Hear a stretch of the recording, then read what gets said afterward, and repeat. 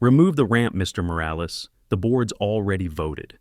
Brenda's tone had the finality of a gavel as she held the violation notice like a flag of victory. The noon sun glared off the padlock she'd ordered, bolted to the side exit, an exit that was supposed to stay clear by law. My wife, Laura, leaned against the doorframe, one hand bracing her pregnant belly, the other gripping the rail that used to lead to safety. I stared at the lock. You realize that's an emergency egress, right? Brenda's smile didn't flinch. And your ramp violated aesthetic continuity. We all make sacrifices. I didn't move. You just turned a safety measure into a liability. Congratulations, you've built a lawsuit. She blinked. Are you threatening the board? No, I said, letting the silence stretch. I'm describing physics. The words landed harder than I expected. A reversal, subtle but sharp. The moment she realized I wasn't another helpless homeowner quoting Google. You're out of compliance, she repeated, weaker this time. I wrote parts of the safety code you're breaking. For a heartbeat, even the sprinklers stopped hissing. If you've ever stood your ground against someone who thinks their power is absolute, subscribe now, because this is how a single locked gate almost destroyed a family. I took the notice from her hand. I'm Ethan Morales, structural engineer. My work keeps families alive when seconds matter. My father didn't have those seconds. He died waiting for help behind a door that jammed during a fire. I promised I'd never let that happen again, not to anyone under my roof. The asphalt radiated heat through my shoes. The air smelled faintly of chlorine and cut grass. Brenda adjusted her sunglasses, trying to read me. Lara exhaled slowly beside me, fighting off another dizzy spell. Her doctor had warned that stress could trigger early labor, but Brenda hadn't cared. To her, compliance mattered more than compassion. This ramp was temporary, I said, installed under ADA provisions and my wife's medical note. You ignored both.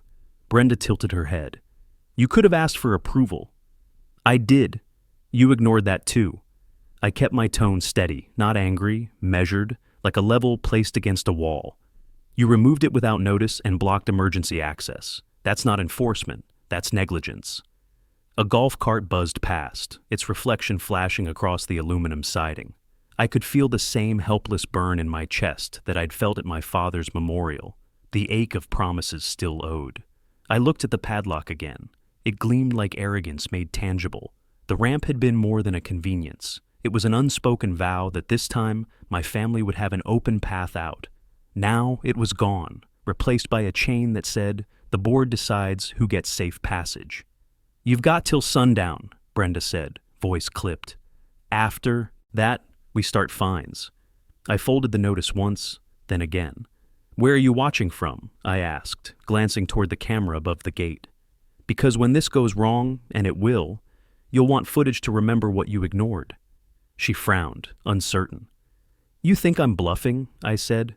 You've read rules. I've written codes. I let that hang, the quiet confidence of a man who's done the math. You're standing on the wrong side of both. I turned, helping Laura inside before the heat drained her strength. Behind us, the padlock clicked again as Brenda double-checked it, her insurance against disobedience. But locks work both ways. They keep people out, and they trap people in. I looked back once, memorizing the shimmer of sunlight on the chain, the symbol of everything I'd sworn to prevent. Brenda thought she'd won. She didn't know she'd just drawn the first line of evidence I'd used to take her down, professionally, legally, and publicly. This was no longer about a ramp. It was about a promise, and she'd chosen the wrong engineer to underestimate. The air inside our unit felt heavy, cool but heavy. I helped Laura ease onto the couch, her breath uneven as the faint rattle of sprinklers carried through the walls. You shouldn't have confronted her, she said quietly, rubbing the curve of her stomach. She confronted us, I answered, checking her pulse against my watch out of habit. Her heart rate was fine, but the tremor in her hand wasn't. If they think they can intimidate us, they're wrong. Outside, the hum of a lawn trimmer rose, then cut off mid-note. Through the blinds, I watched a worker, Marcus, the maintenance guy, pause near the locked gate. He hesitated before shaking his head and walking away. I caught a glimpse of guilt in his posture, even from this distance. By afternoon, the HOA's notice had already hit the resident portal. Brenda worked fast. The post read, Unauthorized modification, removed for community safety. Comments flooded in. A few residents praised her for keeping the property uniform. Others questioned what safety issue a ramp could possibly create. I opened my laptop and scrolled through messages. Naomi Patel had written, "Ethan, my walker barely fits through that front door. If they lock the side gate again, how are we supposed to evacuate?" She ended it with a trembling emoji that somehow felt too human for the screen. I typed back, "Don't worry, I'm documenting everything." In my line of work, documenting didn't mean ranting on social media. It meant measurements, timestamps, photographs, compliance references, and backup copies.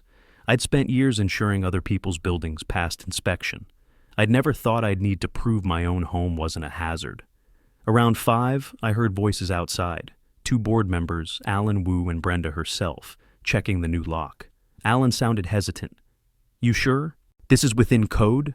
Brenda's reply was clipped. "It's a temporary safety measure until further notice." I stepped out onto the porch, phone in hand. "You mean until someone gets hurt?"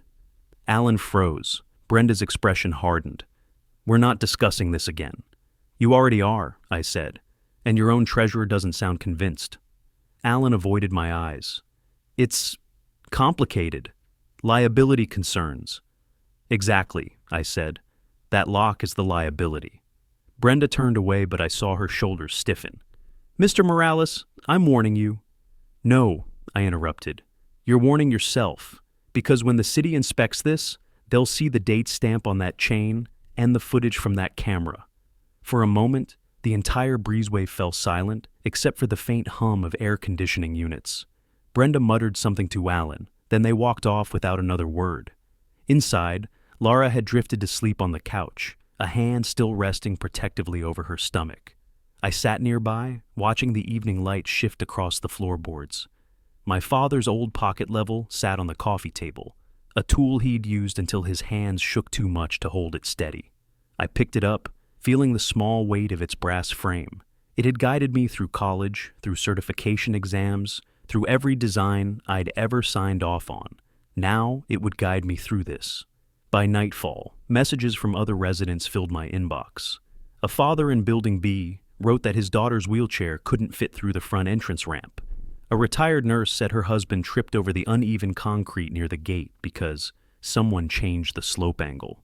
It wasn't just my family. Brenda's obsession with uniformity had turned safety into decoration, rules into weapons. And the board let her do it because no one had challenged her before. That would change.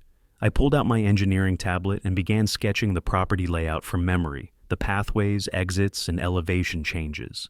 Years of field assessments kicked in automatically. Slope gradient, door clearance, turn radius, egress distance.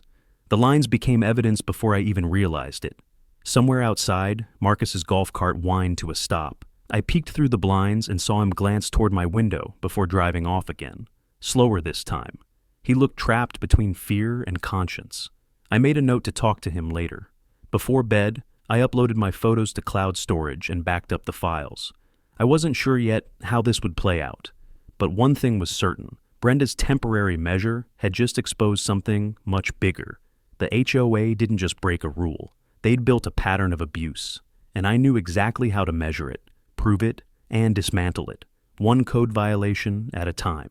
The next morning, the sound of metal scraping concrete pulled me out of sleep. I stepped to the window and saw Marcus by the maintenance shed, wrestling with a tangled hose.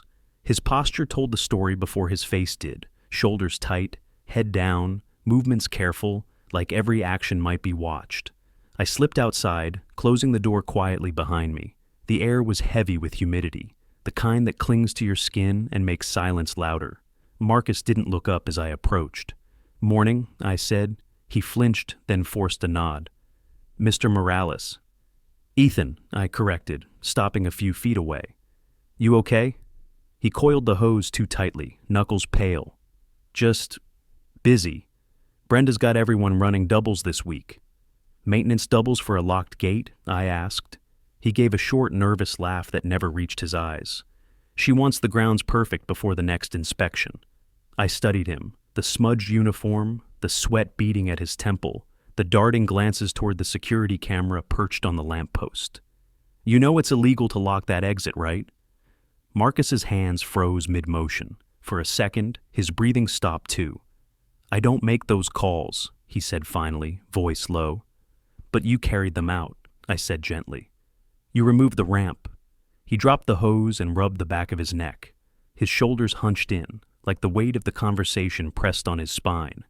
She told me it was unauthorized construction. Said if I didn't remove it, she'd fire me. Said the board backed her. Did they? He hesitated. No one really questions her. People are scared of losing their jobs or getting fined. She's got a way of making problems disappear. I leaned against the post, watching his eyes dart toward the locked gate at the end of the walkway. You didn't sign up for this, Marcus, but if something goes wrong, she won't take the blame. You will. His throat tightened, visible even from a few feet away. He tried to speak, but swallowed the words instead. I softened my tone. I'm not here to make trouble for you. I just need to know if she ignored any safety notices. City guidelines, inspection warnings, anything. He wiped his palms on his shirt. I can't say. Can't, I repeated. Or won't. A long silence hung between us. The hum of air conditioners filled the gap. Then he looked at me, really looked, and for the first time, I saw the conflict tearing him apart. I've got a daughter, he said finally. Asthma. We live in one of the staff units by the east gate. Brenda said if I wanted to keep the health insurance, I'd better cooperate. So you did? He nodded, shame coloring his voice. I didn't know she'd locked the exit too. I thought it was just about the ramp. I exhaled slowly. You're not the first person she's pressured, Marcus, but you might be the first one who can help stop her. He shook his head quickly. I can't lose this job. Then help me make... Sure you don't have to, I said. If you've seen anything, emails, work orders, repair logs, I can handle the rest. You don't have to take the fall for her. He stepped back, glancing toward the main office. You don't know her like I do. She keeps files, screenshots. She uses fear as leverage, I finished for him. He stared at me, stunned that I'd said it out loud. Laura's voice echoed faintly from our balcony. Ethan, you need water? Yeah, I called back. Then to Marcus. I'm not going away, and neither is this problem. When you're ready, you know where to find me. He picked up the hose again, hands shaking now, and forced a strained smile. You should probably stay off the board's radar for a while. I turned toward the gate, sunlight glinting off the padlock like a dare. Too late for that. As I walked back, I caught his reflection in a window, standing still, watching me leave, eyes full of something that wasn't fear anymore. Guilt, maybe, or the start of courage. Inside, Laura was arranging baby clothes into neat piles on the couch. Was that Marcus? She asked. Yeah, I said quietly. He's caught in the middle, but I think he just realized he's on the wrong side of the line. And in my gut, I knew. When he finally crossed it, everything Brenda had built on control would start to crack. By the next evening, I could feel the shift. The air in Maple Crest always carried that faint citrus scent from the manicured hedges, but tonight it smelled sharper, like tension hiding under perfume.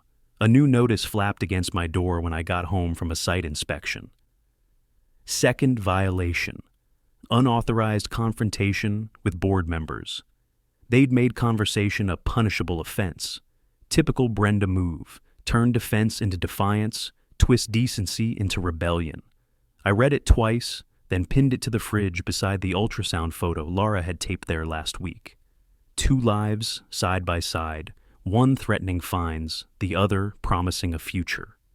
Laura sat at the table, laptop open, cheeks pale. Ethan, she said quietly, they've started sending group emails about us. I leaned over her shoulder, subject line, resident non-compliance alert. Brenda's message was short. We are addressing repeated violations and disruptive behavior from Unit 3B. Your cooperation ensures community safety and uniformity. Every sentence sounded like it had been dipped in acid. And below it, comments. Dozens. Some polite, some cruel. Rules are rules.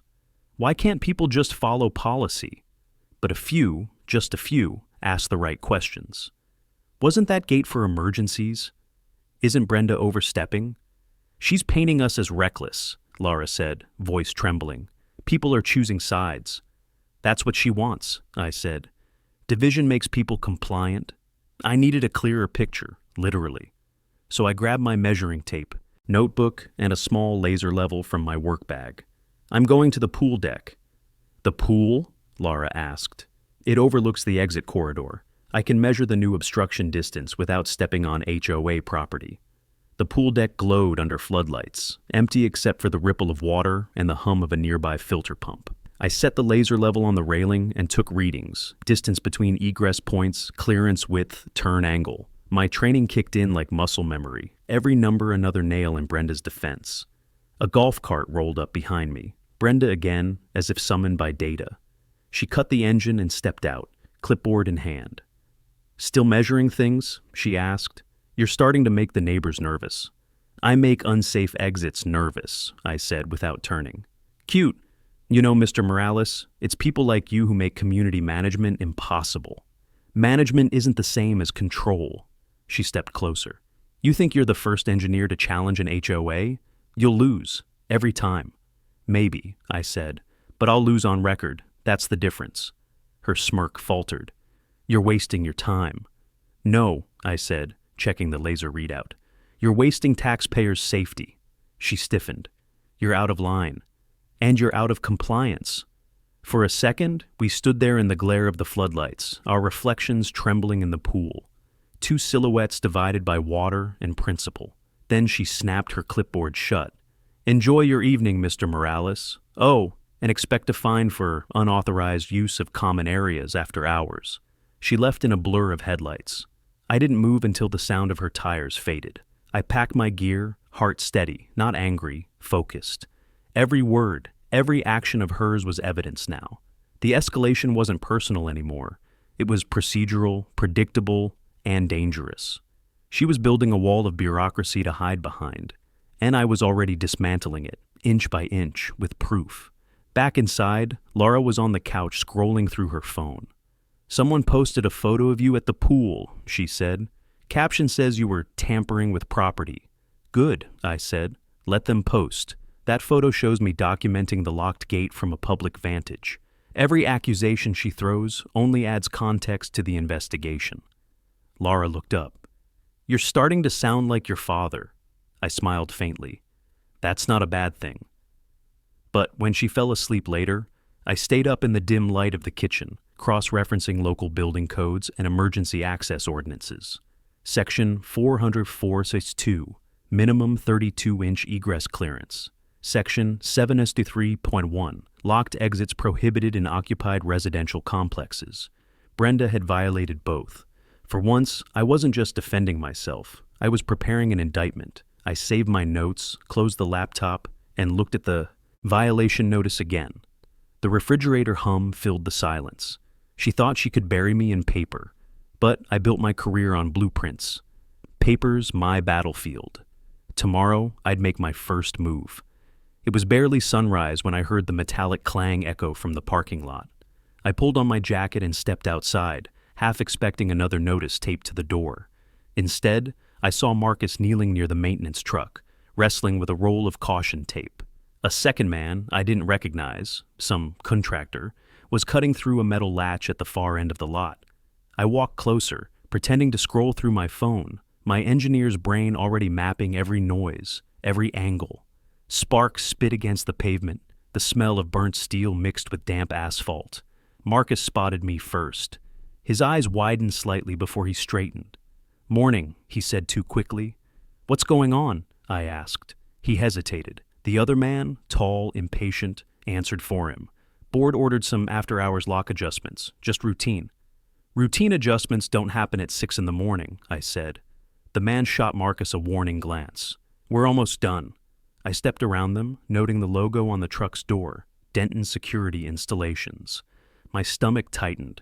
They specialized in non-compliant retrofit hardware, systems often flagged by inspectors for violating accessibility standards. I'd flagged their work before. "Which lock are you replacing?" I asked. "Side access," the man muttered. "The one on the emergency egress?" He didn't answer. Marcus looked down, jaw tight. His silence told me everything. Brenda wasn't backing off. She was doubling down, trying to replace evidence before I could prove anything. I took a photo, slow and deliberate. The flash reflected off the metal. The contractor cursed under his breath. You can't take pictures of this. I can if it's in public view, I said. And if you're altering a life safety feature without permit documentation, you might want to stop talking and start reading code. Marcus stepped between us, voice low. Ethan, please, don't make this worse.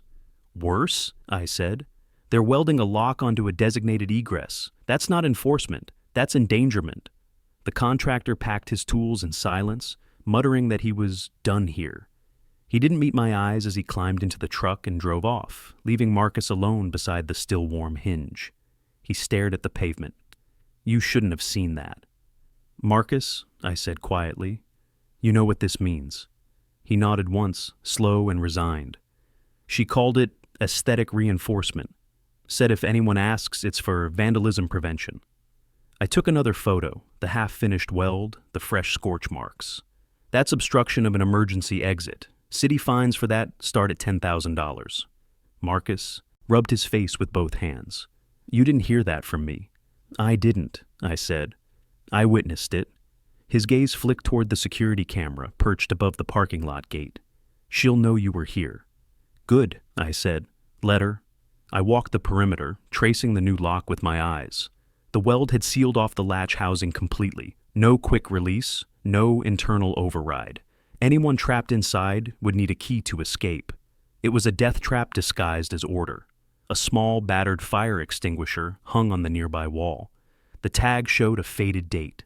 Last inspection, 2019. I snapped another photo, then another of the exit map beside it, showing an open route that no longer existed. Every image added weight to my case. Every timestamp built a chain of accountability. Brenda thought she could bury her mistakes in steel and paint. But to someone like me, those materials told stories louder than any confession. Marcus leaned against the truck, breathing shallow. You're really going to report this, aren't you? I have to. They'll fire me for letting you see it. I'll make sure they don't get the chance, I said. Because once the city's involved, the HOA won't have authority over staff decisions. They'll be too busy explaining why they blocked a safety exit in a residential building. He looked at me, eyes hollow. You think they'll actually care? They'll care when they're fined, audited, and investigated, I said. I'm not fighting them with opinions, Marcus. I'm fighting them with data. He exhaled shakily, a mix of fear and relief. Then, you better get your data fast. Brenda's meeting with the rest of the board tonight. She said she's going to make an example out of you. I smiled faintly. Then, I'll make sure the example goes both ways. When I turned back toward my unit, the morning light caught the scorch marks on the latch. They glowed like a warning, or maybe a promise. The first real evidence was mine now. Not a rumor, not a document, but something undeniable. For the first time since this started, I wasn't just reacting. I was building a case. The call came just after midnight. Laura's voice, tight with pain, cut through the dark. Ethan, something's wrong. I was up before the lamp finished flickering on. She sat on the edge of the bed, one hand on her stomach, the other gripping the sheet so hard her knuckles whitened. Her breath came in short bursts. It's early, she whispered. Too early.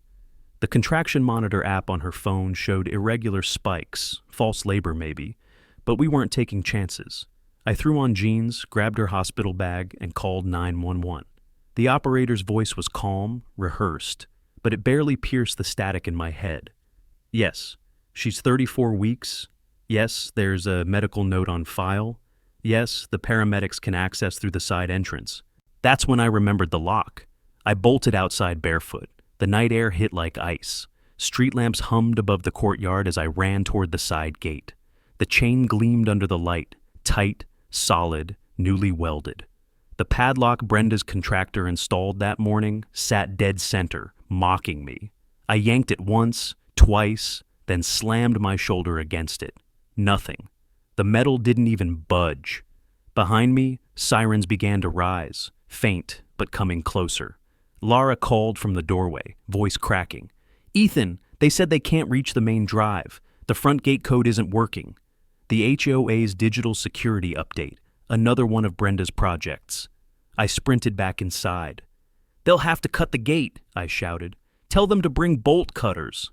Laura nodded, eyes wide with fear. I could see the tremor in her lower lip. the memory of every warning her doctor had given us. Too much stress, too early contractions, too little rest. Within minutes, the flashing red lights painted the walls of the courtyard. Paramedics jumped out, shouting for directions. One of them tried the front entry keypad. No response. "Code's locked out," he yelled. "Can we go around?" "Not unless you brought a torch," I said, pointing toward the chained exit. "She welded it shut this morning." The lead medic swore under his breath and motioned to the driver. "Get the hydraulic cutter." I held Laura's shoulders as she sat on the hallway floor, breathing through another contraction. "You're okay," I whispered. "You're going to be okay." She looked up at me with tears gathering in her lashes. "This shouldn't be happening here." "I know." The sound of metal shearing filled the corridor, a shrill, grinding cry that set my teeth on edge. I could smell burning paint. The paramedics finally burst through, pushing the stretcher in, their boots echoing against the tiles. As they guided Laura onto it, I felt the heat from the still glowing metal under my hand. My reflection wavered in the steel. Sweat, fear, rage. One of the medics muttered, "Who the hell locked that?" "The HOA," I said. "You might want to note that in your report." When the ambulance pulled away, its lights vanishing into the dark, I stood there alone in the courtyard. The silence after chaos always carried weight. Somewhere in that quiet, I realized what I had to do next. This wasn't just about rules anymore. It was about accountability. My wife had almost delivered our child behind a locked gate because someone cared more about appearances than safety. I walked straight to the HOA office. The lights were off, the blinds drawn, but the security camera above the door blinked red. I looked straight into it. "You just turned negligence into liability," I said under my breath. By morning, I was at the city building department. I filed my formal report, complete with photos, timestamps, contractor names, and inspection violations. Section 703.1, Section 404.2. The works.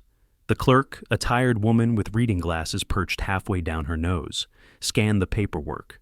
"You're sure this is accurate?" she asked. "I'm a licensed structural engineer," I said, and I watched them weld that gate shut while my wife went into labor. Her expression changed. She stamped the form, hard enough to echo. "We'll be sending an inspector immediately." Back at home, I found Marcus waiting near the stairs, wringing his hands. "I heard about last night," he said. "Is Lara okay?" "She's stable," I said. "The baby's early, but she's strong. You should thank those paramedics, not Brenda's rules." He nodded, eyes damp. "They told me the inspector's coming. She's losing her mind." "Good," I said, and finally I smiled, not out of relief, but purpose. That means we're getting close. For the first time since this nightmare started, Brenda Nash wasn't in control. By mid-morning, the neighborhood was buzzing with rumors. The sight of flashing lights from the night before had traveled faster than any notice Brenda could post. People lingered in driveways, whispering about the ambulance, about the gate, about the baby that almost didn't make it. I didn't leave the hospital until the doctor said Laura and the baby were stable. When I finally pulled into Maple Crest, I noticed something new, a yellow city notice taped to the HOA office door, pending safety inspection. Immediate review required. For the first time in weeks, I felt a shift in gravity. Brenda's control was starting to crack. As I walked toward our unit, I spotted Marcus by the maintenance office. He wasn't working, just standing there, fidgeting with a wrench like a man trying to keep his hands busy, while his conscience screamed for attention. His uniform was wrinkled, his eyes hollow from lack of sleep. "Marcus," I called. He froze, then turned. "Ethan," he said quietly, "can we talk somewhere private?" We went behind the maintenance shed where the noise from the sprinklers drowned out conversation. He looked around, then lowered his voice. "I can't keep doing this. After what happened last night, that could have been my daughter. I didn't sleep. I just kept hearing that siren." "You don't have to protect them anymore," I said. "The city's already involved." He shook his head. "You don't get it. Brenda's covering her tracks. She's already deleting work orders and replacing timestamps on the security feeds. I saw her pull the drives from the camera system an hour ago." I felt my stomach tighten. "You saw that yourself?" He nodded, eyes darting. "She told Alan it was for data review. But I know that tone. She's scrubbing evidence. I helped install those cameras, Ethan. The data recorders in the supply room, third cabinet down. It keeps backups every 12 hours to a hidden partition she doesn't know about. My pulse picked up. You're sure? He nodded again. You can access it from the main panel. Password's the same one she uses for everything. Her dog's name, Paisley. She brags about it. That was it. The missing link. Photos and measurements were strong, but video footage of the welded lock and the paramedic obstruction would destroy her defense completely. Marcus, I said, that information can change everything. The inspector will need proof of tampering, not just witness statements. Are you willing to testify if it comes to that? His jaw clenched. I'll back you up, but I can't go public yet. My daughter's still on the HOA's insurance plan. You won't have to, I said. Just tell the truth to the inspector when she arrives, nothing more. He stared at me, weighing his options, fear flickering across his face. Then his voice cracked. I didn't mean for any of this to happen. When she told me to remove the ramp, I thought it was temporary. I didn't think anyone would get hurt. I stepped closer, placing a hand on his shoulder. You didn't hurt anyone, Marcus. Brenda did. But you can help make sure no one else suffers for her pride. He nodded, eyes glistening. You really think the city will listen? I smiled faintly. They'll listen to me. They have to. I wrote half the regulations she violated. That got a small, shaky laugh out of him. It wasn't joy, but it was release. Before he left, Marcus slipped me a folded maintenance report. This is a copy of the last fire safety inspection. The contractor warned Brenda that the side exits didn't meet minimum clearance standards. She never logged it.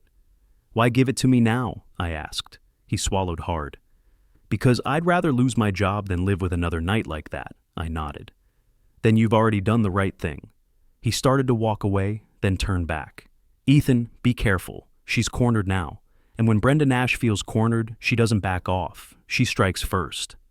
I watched him disappear behind the row of townhomes, the folded paper burning like a brand in my pocket. Inside, I placed it on the kitchen counter beside my laptop. The city inspection notice, the photos, the time-stamped video Marcus had just handed me access to, all of it formed the kind of case engineers dream of. Precise, factual, impossible to refute. For the first time, this wasn't just me standing against an HOA. This was evidence against negligence, arrogance, and abuse of power. I looked toward the window, where the sunlight hit the place the ramp used to be. Brenda had turned a promise into a prison. Now, thanks to Marcus, I had the key to open it. The next morning, my office felt different. The hum of servers, the muted clatter of drafting keyboards. It usually calmed me. Today it sounded like momentum. I spread Marcus's report and my own photos. Across the light table, aligning them under the glare, the weld marks, the missing clearance, the outdated fire extinguisher tag, they all lined up like data points in a single equation. Early start, my coworker Jenna said, setting down her coffee. You're not usually in before 7. Couldn't sleep, I said. She eyed the photos. That's Maple Crest, isn't it? I remember you mentioning that project. I nodded. Except now I'm the client, or the victim. Depends on how you look at it. Jenna frowned. What happened? Blocked emergency exit, illegal weld, premature labor. She froze, cup halfway to her lips. You're kidding. I wish I were. Her eyes flicked between the photos. You're going to report it? I already did, I said. Now I'm going to prove it. She pulled up a stool, curiosity taking over. Show me what you've got. I handed her the inspection sheet Marcus gave me. Last recorded safety report. Notes missing from the HOA log. They claim compliance but ignored clearance variance. See this number? Jenna traced the figure with her finger. 78 inches instead of 90. Non-compliant for accessible egress under residential code. Exactly, I said. And that's before they welded the lock. She looked up. You've got them, Ethan. This isn't negligence. It's endangerment. I'm not filing a lawsuit, I said. Not yet. I want the system to work first. I want the inspector to see it with clean data, not emotional claims. Jenna smirked. That's the engineer in you. Build the proof before the punch. She wasn't wrong. I opened the design software and began modeling the corridor in 3D from memory. Every angle, every clearance, every deviation from code came alive on the screen. The software flagged the welded lock as a critical obstruction, non-compliance severity level, red. Jenna leaned in. You should include paramedic access time simulation. Show how the blockage affects emergency response. I nodded, fingers already moving across the keyboard. Within minutes, the model displayed a timeline. Front entrance route, 2 minutes, 48 seconds delay. Side exit route, blocked. Visual proof, I said. They can't argue with math. Jenna exhaled. You're going to bury them in precision. That's the idea, I said. I exported the render, labeled every frame with timestamps, and attached the photos Marcus had provided. Then I compiled it all into a report under my professional seal, Ethan Morales, P.E., licensed structural engineer. The same signature that once built bridges would now expose a bureaucratic wall. As I worked, my phone buzzed with notifications. Community group messages, HOA announcements, Brenda's latest broadcast. Certain residents continue spreading misinformation about the Maple Crest board. Please refrain from engaging in slander or sharing unverified claims. Jenna read over my shoulder. Wow, she's panicking. Good, I said. Means she knows what's coming. I hit send, 1 copy to the city inspector, 1 to the fire marshal, 1 to the HOA legal liaison. Paper trails triple verified. By noon, my email pinged. Subject: Inspection confirmation. Helen Park, City Safety Division. Mr. Morales, I've reviewed your report and initiated a priority on-site evaluation for tomorrow morning. Please be present to verify your findings. I leaned back, letting out a long breath. Brenda had her board meetings and her gossip threads. I had the city's compliance authority. Jenna tapped my desk. You need a rest. Go home to your family. You've done enough for today. Almost, I said. I opened one final file, a compilation of Marcus's recorded work orders and Brenda's digital directives, copied before she deleted them. Each timestamp was embedded in the system metadata. They were untouchable. Jenna peered closer. You sure you should keep that? I'm not hiding it, I said. I'm preserving evidence. Transparency's what saves people. She smiled faintly. You sound like someone who's about to win. I closed the laptop and gathered the reports. I don't want to win. I want the truth to make losing impossible. Outside, the afternoon sun burned bright against the office windows. For the first time in weeks, I felt aligned again. Anger replaced with focus, grief with direction. My father's old pocket level sat on the dashboard of my car, the bubble centered perfectly. Tomorrow, the inspector would see everything, and when she did, Brenda Nash's empire of control would tilt past the point of balance. The day before the inspection, Maple Crest felt unnaturally quiet, the kind of silence that comes when people sense a storm but can't see the clouds yet. I stood at the edge of the community hall, watching the rows of folding chairs and framed photos of board members of the year gleam under fluorescent light.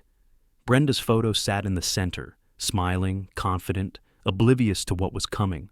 Marcus was already inside, adjusting the projector like a man trying to look busy while hiding a tremor in his hands. You sure about this? He asked without looking up. As sure as I've ever been, I said. Inspector Park's arriving at 9 tomorrow. The board thinks it's a courtesy visit. They don't know it's a compliance review. He nodded, the motion small but steady. She's going to lose it. That's not my concern, I said. My concern is making sure no one else loses a life over her ego. I spread the presentation files across the table. Photos, renderings, timeline charts, video stills from the hidden backup Marcus had told me about. The welds, the blocked egress, the fire safety discrepancies, all neatly arranged and time-stamped. I'd even included a simulation video showing how the locked exit delayed emergency access by nearly 3 minutes. Facts, not fury. Marcus handed me a small flash drive. This is the footage from the hidden partition. I made a copy just in case she tries to tamper with it again. I took it carefully. You're sure this won't come back on you? He managed a half smile. At this point, doing nothing would hurt worse. The sound of footsteps echoed from the hallway.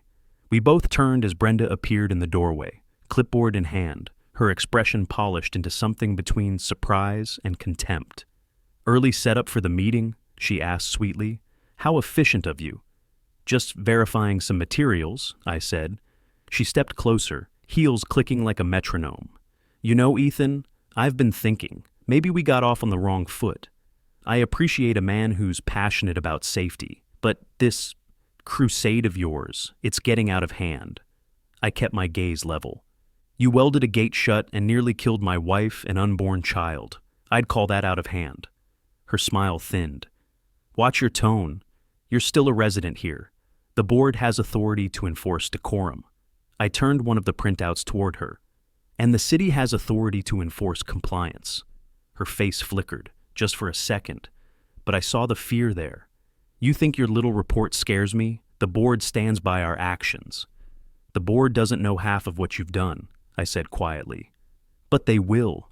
She laughed once, sharp and cold. You're bluffing. Marcus shifted behind me, accidentally knocking over a chair. Brenda's gaze snapped to him. Marcus, she said, I'd be careful who you align yourself with. This man's about to drag you down with him. He froze, color draining from his face. I stepped between them. He's done being your scapegoat. She tilted her head. Is that so? Marcus swallowed hard, then met her eyes. Yes, ma'am. That's so. Brenda's mouth twitched, but she didn't respond. Instead, she turned sharply on her heel. Enjoy your little presentation, she said over her shoulder. Tomorrow's meeting is for board members only. You're not invited. I called after her, calm but cutting. City inspectors don't need invitations. She paused, just long enough to let the meaning sink in, then left without another word. Marcus exhaled, shoulders sagging. I thought she was going to fire me right there. She can't fire anyone if the HOA gets dissolved, I said. He blinked. They can do that? If the violations are serious enough, yes, I said. Negligence, fraudulent reporting, misuse of funds, it all ties together. Brenda's not just losing her title, she's about to lose her safety net. I gathered the papers, slid them into a single binder, and tucked the flash drive inside. Go home, Marcus. Be with your daughter tonight. Tomorrow's going to be messy. He hesitated. You really think this will end it? No, I said. It'll start something better. He left through the side door, and I stood alone in the hall. The framed photos seemed to watch me from the walls, smiling faces of people who thought control was the same as leadership. I turned off the lights one by one until only Brenda's photo remained lit. For a long moment I stared at it, remembering the gate, the lock, the paramedics, Laura's pale face in the ambulance light. This ends tomorrow, I whispered. The reflection of the single bulb glinted over her photo like the flare of a torch. I locked the hall behind me and stepped into the cool night air, every step measured, every breath steady. Tomorrow, the engineer would build something new. Justice. The morning broke sharp and clean. The kind of clarity that always comes before exposure. I stood outside the Maple Crest office at 8:55, binder in hand, heart steady. The sun glinted off the gate where the weld still scarred the steel. It was going to be a long day, but for once, I wasn't the one cornered. A city vehicle pulled up beside the curb. Inspector Helen Park stepped out, mid-40s, crisp blazer, tablet in one hand, clipboard in the other, the kind of professional who didn't waste words. Mr. Morales? She asked. Yes, ma'am. Thank you for coming. She glanced at the welded padlock, then back at me. That's the gate you mentioned? The one and only, I said. Still sealed, as of this morning. She crouched to examine it, running her finger along the weld line. Unauthorized modification of an emergency egress. That's a serious violation. Confirmed by time-stamped footage and independent engineering review, I said, handing her the binder. Helen flipped through the pages. Photos, code excerpts, diagrams, simulation data. Her eyebrows rose once, just slightly. You don't do anything halfway, Mr. Morales. I build things to last, I said. Footsteps echoed behind us. Brenda approached, dressed in pastel authority. Pressed blouse, clipboard, a forced smile. Good morning. I wasn't aware the city scheduled an inspection today. Helen didn't look up. We were responding to a formal complaint filed under emergency access obstruction. You're Ms. Nash? Brenda's smile twitched. Yes, I'm the HOA president. I wish someone had informed me first. You'll have every opportunity to review findings, Helen said evenly. For now, I need full access to all common areas and safety installations. Brenda's voice softened, practiced. Of course, we're always cooperative with the city. I said nothing. Her eyes flicked toward me like knives. Helen straightened. Mr. Morales, can you walk me through the modifications? Gladly, I said. This way. We started down the corridor leading to the courtyard. Marcus stood nearby, pretending to sweep, but clearly waiting. He gave a small nod as we passed. I gestured toward the welded lock. This was installed 3 days ago by Denton Security under Brenda's authorization. No city permit, no board vote. Helen scribbled notes. Who's the contractor contact? Already included in the report, I said. Their system's been flagged for prior accessibility violations. Brenda interjected quickly.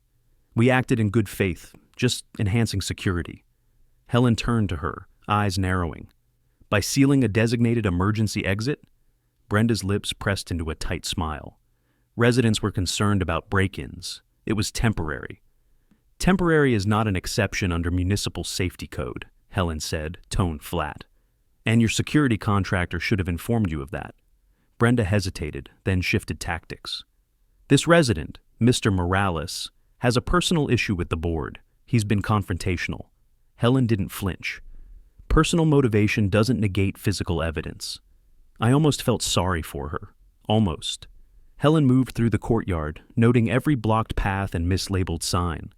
When she reached the fire panel, she frowned. This panel's overdue for inspection by nearly 2 years. Brenda's voice cracked. That's impossible. We hired a vendor. Marcus cleared his throat. The vendor canceled, ma'am. You said to mark it complete anyway. The silence hit like a dropped wrench. Brenda turned slowly toward him. Marcus, that's not... Helen cut in. That will be in the report. Thank you, Mr. Dunn. Brenda's composure fractured. You're making a mistake. We're a self-managed association. Which still answers to city code, Helen said, closing her clipboard with a snap. Effective immediately, Maple Crest is under compliance review. You'll receive an official notice by end of day. Brenda tried to recover, voice trembling. We can appeal this. Helen shook her head. You can cooperate, or you can explain this to a judge. I stood still, the weight of the past week settling into something solid. Vindication. Helen signed a temporary order, taping it to the gate. Access restricted pending safety correction. City of Brookvale. Marcus stepped forward. Does this mean it's over? Not yet, I said quietly. But it means the truth's out. Helen handed me a copy of the order. Thank you, Mr. Morales. Your documentation was thorough. You may have saved lives today. Brenda didn't speak. Her clipboard hung limp at her side. When the inspector drove off, neighbors began to emerge, Naomi with her walker, Alan Wu clutching his coffee. They gathered in the courtyard, whispering. Brenda glanced around, realizing that silence had turned into judgment. Her power, once absolute, now hung by the thread of her own choices. I looked at the welded gate one last time. You wanted uniformity, I said under my breath. Now, everyone sees the pattern. Tomorrow the board would meet to decide what came next. And I'd be there, ready to make sure the truth stayed welded open. By evening, every chair in the community hall was filled. Residents packed the aisles, murmuring like an audience waiting for the lights to dim before a show. The board sat at the front table, Brenda in the center, jaw tight, flanked by Alan Wu and 2 uneasy committee members who looked like they'd rather be anywhere else. The air buzzed with a mix of fear and curiosity. Inspector Helen Park stood beside me near the podium, clipboard in hand, calm as ever. Marcus hovered near the back, head low but present. His very presence a silent act of courage. Lara wasn't here. She was home resting, baby monitor at her side. I could still hear her voice in my head. Do what you came to do. Make it count. Brenda tapped the microphone. Let's come to order, she said, voice tight with strain. Tonight's meeting concerns the city's surprise inspection and the resident responsible for filing it. Dozens of eyes turned toward me. I stepped forward, holding the binder close. That resident would be me, I said, my voice steady through the feedback hiss. And I didn't file it to embarrass anyone. I filed it to save lives. Brenda leaned in, smile practiced. What an interesting way to describe harassment. Helen raised a hand. Ms. Nash, please remember, this is a public compliance proceeding, not a disciplinary hearing. A murmur rippled through the crowd. Naomi Patel, sitting near the front with her walker, called out softly, "He's the only one who cared about safety when you didn't." Brenda's face froze. I turned to the residents. Last week, my wife went into labor. The paramedics couldn't reach us because this board, under Brenda Nash's orders, locked the only accessible emergency exit. She delivered our baby in the hallway while that gate stayed welded shut. Gasps broke out. Alan shifted uncomfortably, muttering, "I didn't authorize that." "You didn't," I said, flipping open the binder. "But she did. Here's the contractor invoice, time-stamped work order, and inspection footage showing the weld installation. Footage recovered from the HOA's own hidden backup, courtesy of your maintenance staff, who finally decided enough was enough." Marcus looked down, guilt mixing with relief. Brenda stood, voice cracking. "You stole those files!" Helen stepped forward. "He didn't. They were obtained under whistleblower protection, now part of city evidence. And I've confirmed every violation he listed. Fire code breaches, false maintenance reports, and misuse of association funds for unauthorized projects." The room erupted, murmurs turning into outrage. Someone shouted, "You risked people's lives." Another resident added, "You fined me for hanging wind chimes while you broke the law?" Brenda slammed her gavel, her voice trembling. "Order! Order!" But the sound was lost under the noise of people finding their voices again. I waited for the rumble to fade, then spoke quietly into the mic. "This isn't about revenge. It's about accountability. I promised my father that I'd never let bureaucracy cost someone their life again. That promise started with a ramp and ends with this." I handed Helen the signed statement from Marcus and the report packet sealed with my professional license. As of tonight, the Maple Crest Board is under mandatory compliance supervision. The city will oversee all safety retrofits until full certification. Residents will vote on a temporary replacement board next week. Brenda sank back into her chair, color draining from her face. "You can't just—" Helen interrupted smoothly. "He didn't. The law did." Alan Wu stood, hesitating only a moment before removing his HOA badge. "I'm done," he said, setting it on the table. "We lost sight of why we're here." The room went silent. Then, slowly, people began to clap. First one, then three, then a wave that filled the hall. Brenda rose again, shouting over the noise, but her words were swallowed by the applause. For the first time, the community wasn't listening to her. They were listening to themselves. Marcus caught my eye from the back of the room, a faint nod of thanks. I nodded back. When the meeting adjourned, I walked outside into the night air, the hum of voices trailing behind me. The aluminum ramp still lay dismantled near the maintenance shed, glinting under the floodlight. I ran my hand over it, feeling the cool metal under my fingers. "You're going back up tomorrow," I whispered. Justice didn't roar tonight. It resonated, quiet and steady, like a level bubble finding center after the shaking stops. A week later, the air at Maple Crest finally felt breathable again. The constant hum of gossip had quieted into something gentler, conversation, laughter, a sense of relief that had been missing for months. The new interim board had been voted in by an overwhelming majority. Brenda Nash's nameplate was gone from the office door, replaced with a simple printed sign that read, "Temporary HOA Administrator, under city oversight." The ramp was the first thing to return. Marcus and I installed it early that morning, just as the sun began to climb over the beige rooftops. The aluminum caught the light like forgiveness, the bolts sliding back into their old anchors with quiet finality. Lara stood nearby, holding our newborn daughter, her face soft with exhaustion, but glowing with peace. "Looks just like before," she said. "Better," I told her, tightening the last bolt. "This time it's permanent and approved." She smiled, shifting the baby in her arms. "You really did it, Ethan." I looked up at the rebuilt exit, the same path that had once been locked, now wide open. We did. Everyone who spoke up, everyone who refused to stay quiet. Naomi came down the walkway with her walker, the sound of its wheels clicking softly over the new ramp. "You gave us back our dignity, dear," she said, her voice trembling. "For years, we were too scared to question her. I helped steady her as she crossed. No one should have to earn permission to be safe." She nodded, eyes wet. "Your father would be proud." That one hit home. I stared at the ramp, tracing the sunlight reflecting off its surface, remembering his hands, the way he used to test every latch twice, not because he didn't trust others, but because he knew mistakes cost time, and time cost lives. I whispered to the air. "Promise kept, Dad." Behind us, Marcus emerged from the maintenance shed, carrying a box of old signs, the HOA's favorite warnings. No exceptions, authorized personnel only. Report violations immediately. He dropped them into a bin marked recycle with a grin. Feels good to throw these out, he said. Feels like we're starting over. You are, I said. All of us are. He wiped his forehead. Inspector Park said the city's final report comes next week. She told me to tell you thanks. She should thank you, I said. You risked more than anyone. Marcus shrugged. Sometimes you've got to stop maintaining someone else's mess and start fixing your own. I laughed quietly. Couldn't have said it better myself.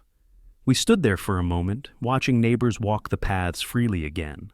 Parents push strollers, kids race bikes along the sidewalks, and for the first time, no one looked over their shoulder for Brenda's clipboard.